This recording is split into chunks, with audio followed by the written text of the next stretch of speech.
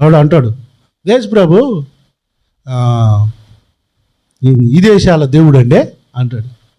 Very good, very good. వాడి ఇంట్లోనికి పోతే LG brand TV ఉంటుంది, కంపెనీ బ్రాండ్ ఫ్రిడ్జ్ ఉంటుంది, అమ్మా కంపెనీ ఫోన్ ఉంటుంది. శాంసంగ్ ఫోన్ ఏమో కొరియా దేశానికి చెందింది. ఒక్కొక్క బ్రాండ్ తెచ్చుకొని ఇంట్లో ఎందుకు తెచ్చుకుంటావు అంటే బ్రాండ్ అయితే కొంచెం గట్టి కాలం పని చేస్తుందండి అంటాడు. గట్టిగా ఎక్కువ పని చేస్తా, మన్నిక చేస్తుంది.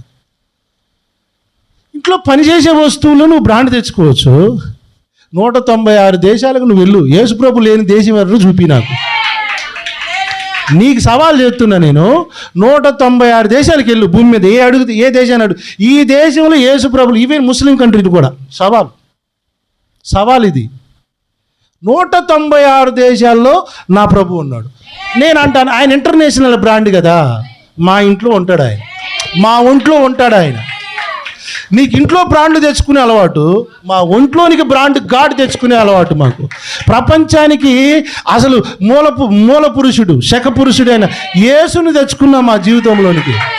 ఆయన ఏమన్నాడు తెలుసా? నానా నేను ఇచ్చిన తిన్నా ఇక్కడే కూర్చోరని చెప్పలే, నా గురించి మీరు పోండి భూమి శివర్లకి పోయి చెప్పిరండి అన్నాడు. నీకు శాతనైతే యేసు ప్రభు లేని దేశం ఏదో చెప్పు.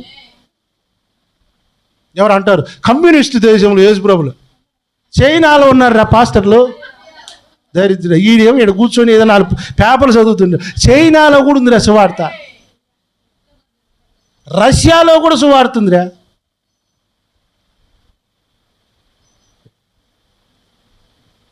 సౌదీ కంట్రీస్ మా పక్క మాది అంతా మాది అని చెప్పి అక్కడ కూడా చర్చిలు కట్టారు. ఇంకే చెప్పు, ఏ బ్రాండ్ ఇది? ఇంటర్నేషనల్ బ్రాండ్ ఇది. స్తోత్రం చెప్పు. యేసు ప్రభువును అంత ఈజీగా చేయకండి, అంత సులువు. ఆయన గురించి మొదటి శతాబ్దంలోనే ఆయన సత్యం లోకానికి తెలిసిపోయింది.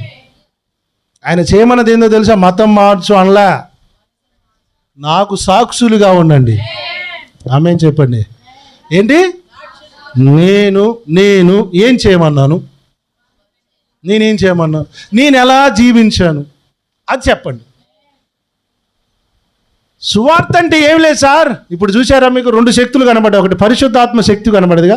ప్రపంచంలో బలమైన 2, ఒకటి పరిశుద్ధాత్మ శక్తి, రెండోది సువార్త శక్తి. సువార్తకు శక్తి ఉంది. యూదుడా గ్రీసు దేశస్థుడా సంబంధం లేదట సువార్తకి. ఇంటే వాడు ఎటువంటి వాడినైనా మార్చేస్తే శక్తి సువార్తకు ఉంది. 1వ అధ్యాయము 16 వచనం చూడండి, రోమాపత్రిక. ఏంటి?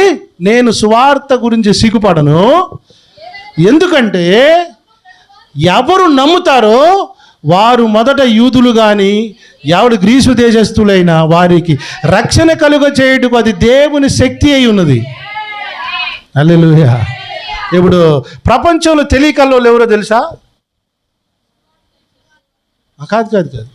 ప్రపంచంలో బాగా తెలివైన వాళ్ళు అంటే ఎవరు? ఫస్ట్ వరుసలో యూదులు ఉంటారు.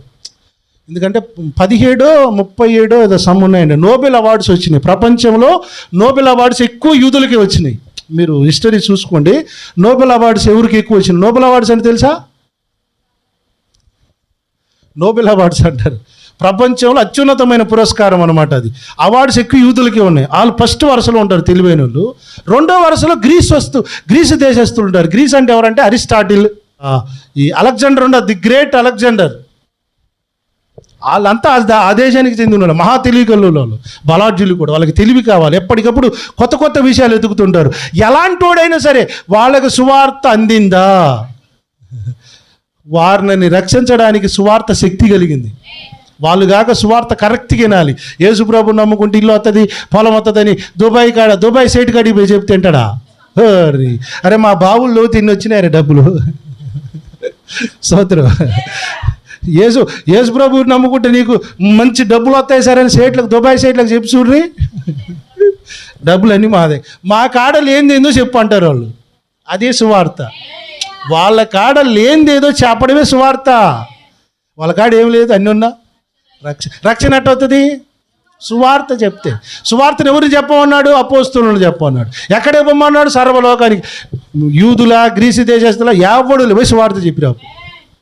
Praise the lord.